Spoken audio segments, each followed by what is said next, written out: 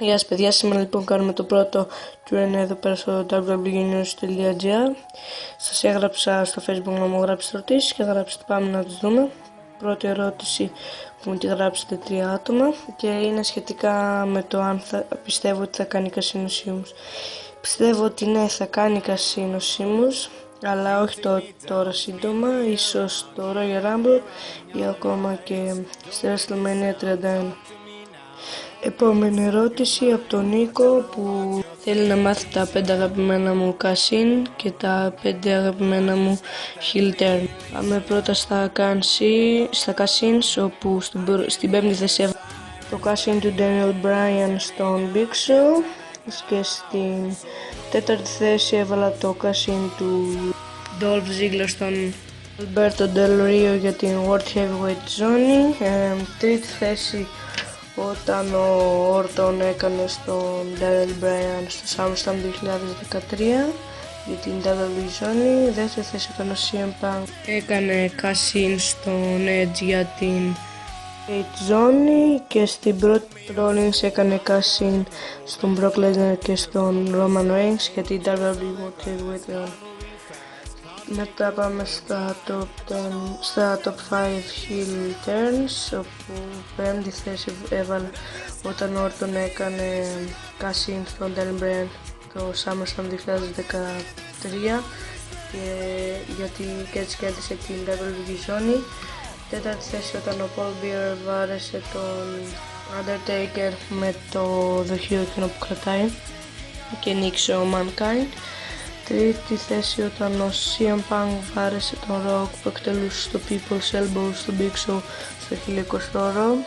Στην δεύτερη θέση όταν ο Seth Rollins βάρεσε τους Dean Ambrose και Roman Reigns με την καρδιά και έτσι διαλύθηκε Shield. Και στην πρώτη θέση όταν ο Triple H βάρεσε τον Shawn Michaels τότε που ήταν ακόμη DX και έτσι αρχίσαν μια κόντρα το 2002. Και πριν πάμε στην επόμενη ερώτηση, θέλω να πω ότι οι ερωτήσεις αυτές μου τις γράψατε πριν ανακοινωθεί ο τραυματισμός του Seth Rollins. Πάμε στην επόμενη ερώτηση όταν και ο Paul μας με ρωτάει αν πιστεύω ότι στο Survivor Series ο Roman Reigns θα γίνει ο νέος World Heavyweight πρωταθλητής.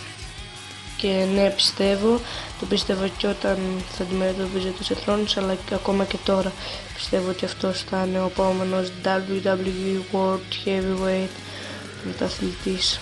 Επόμενη ερώτηση από τον Τάσο που με ρωτάει αν πιστεύω ότι ο Orton θα μείνει εκτός ring για 4 με 6 μήνες. Ναι, πιστεύω ότι ο Orton θα μείνει για κάποιους μήνες εκτός ring.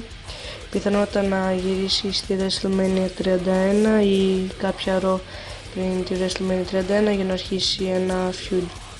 Έπειτα έχουμε την άλλη ερώτηση όπου ο Παύλος με ρωτάει αν πιστεύω ότι ο Ambrose θα κάνει το heel turn στο Survivor Series. Πιστεύω ότι είναι μια καλή ευκαιρία στο Survivor Series να κάνει το heel turn και να εντεωθεί στον Roman Reigns, έτσι ώστε να έχουν αυτοί οι δύο κόντρα και μετά όταν γυρίσει ο Seth Rollins να μπει και αυτό στην κόντρα και να έχουμε το triple threat της Shield, αλλά δεν νομίζω να το κάνουν στο Survivor Series.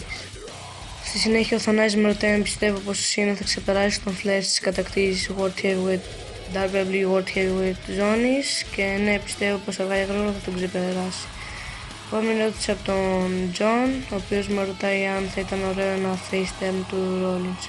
Ναι, πιστεύω πως όταν γυρίσει θα γυρίσει ξανά σαν heel και θα πάει για τη WWE World Heavyweight ζώνη ή θα γυρίσει ως face και μπορεί να κάνει και μια επανένωση με την Shield.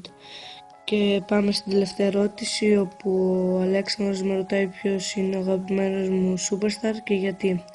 Ο αγαπημένος μου superstar είναι ο... Τώρα γιατί πιστεύω ότι όλοι όταν ξεκινήσαμε να βλέπουμε μικρή WWE μας άρεσε ή ο Rey Mysterio ή ο John Cena ή ο Batista ή κάποιος άλλος που είχε το μεγάλο όνομα εκείνη την εποχή και επίσης μου αρέσουν πολύ τα match του και που τα δίνει όλα. Λοιπόν παιδιά, αυτό ήταν το Q&A, γράψτε τα comments άμα θέλετε να κάνουμε κι άλλο. Επίσης αφήστε ένα like άμα σας άρεσε το βίντεο και κάντε εγγραφή στο κανάλι μου. Bye!